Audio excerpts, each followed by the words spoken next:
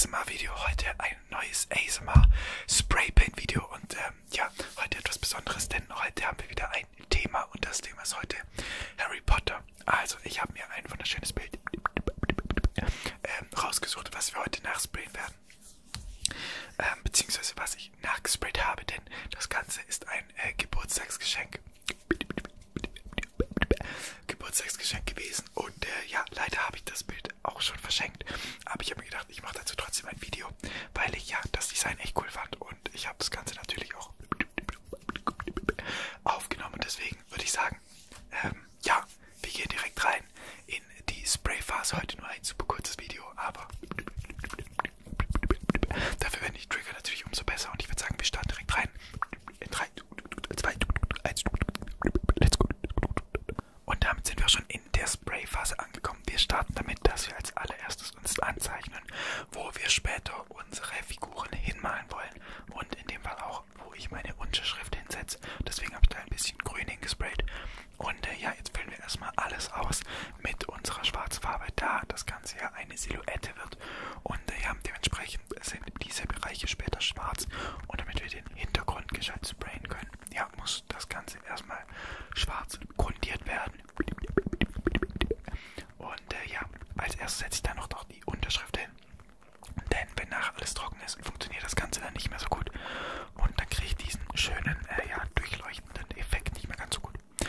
Also jetzt haben wir unsere Vorlagen positioniert und mit Stein befestigt. Und jetzt fangen wir an, eine Art Silhouette von außen nach innen zu sprayen. Das heißt, außen kommt schwarz hin, in die Mitte soll es hell hinkommen. Das bedeutet, ich fange schwarz an und ja, Patternblau über Türkisblau bis hin zu einem ja, grünlichen Spray und in der Mitte kommt dann noch etwas weiß und hellblau hin.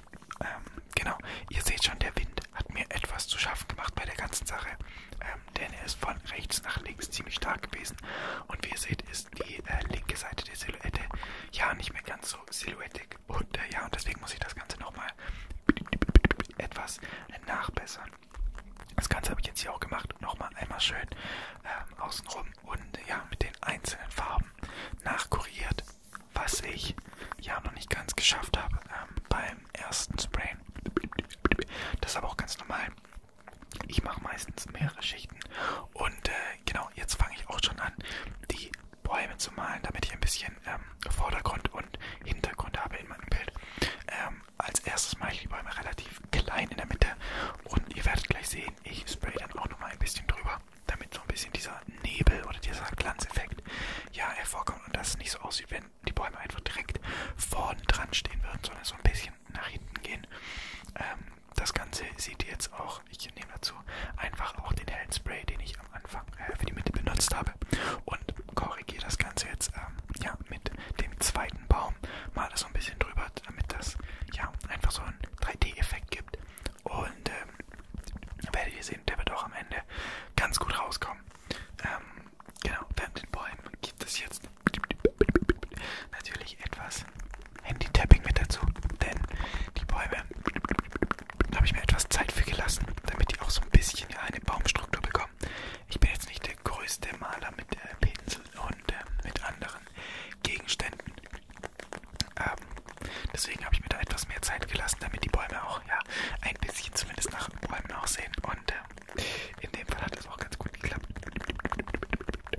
Wie ihr seht, habe ich jetzt auch bereits die zweite Baumreihe fertig gemacht und mache jetzt noch die dritte. Und bei der dritten, da muss ich gar nicht mehr so genau sein, denn bei der dritten Baumreihe gehe ich hin und verschmelze diese dann am Ende mit der Silhouette. Das ist einfach nur, dass so ein bisschen Struktur noch mit reinkommt. Und zusätzlich ist auch ein bisschen Dicke im Bild drin. Also ihr seht schon, ich mal die Bäume etwas dicker, mit etwas mehr Farbe. Das sah auch ganz gut aus am Ende. Genau. In meinem Fall sieht man jetzt den linken Baum natürlich noch sehr, sehr, sehr, sehr, sehr gut. Das wird am Ende aber auch noch korrigiert, indem ich einfach eine weitere Silhouette drumherum spraye. Und ja, wenn der Baum auch schon fertig ist, kann man auch schon anfangen, die ersten Sachen abzudehnen. In meinem Fall möchte ich jetzt hier noch so einen leichten Effekt haben, wenn ja, der Nebel schon etwas weiter vorne ist und ja, der Glanz auch ein bisschen drüber geht. Und genau, wenn mir das Ganze so gefällt,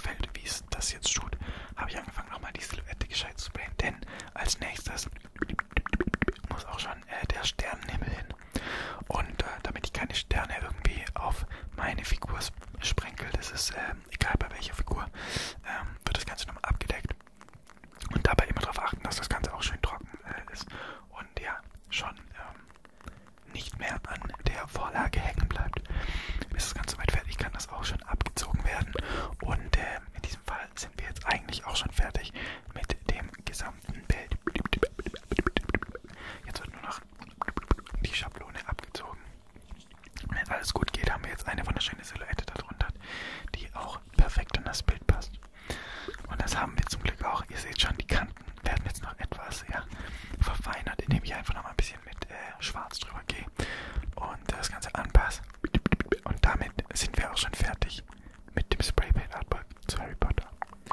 Und damit sind wir auch schon fertig mit diesem ASMR-Video. Falls euch das Design gefallen hat oder ihr weitere Vorschläge habt, was wir malen können, dann schreibt das gerne in die Kommentare und vielleicht kommt dann dazu ein passendes Video in den nächsten Wochen. Und dann sehen wir uns hoffentlich nächstes Wochenende wieder. Und bis dahin wünsche ich euch noch einen wunderschönen Morgen, Mittag, Abend oder wann auch immer ihr das Video seht. Und ja, dann sehen wir uns beim nächsten Mal wieder. Also bis dahin.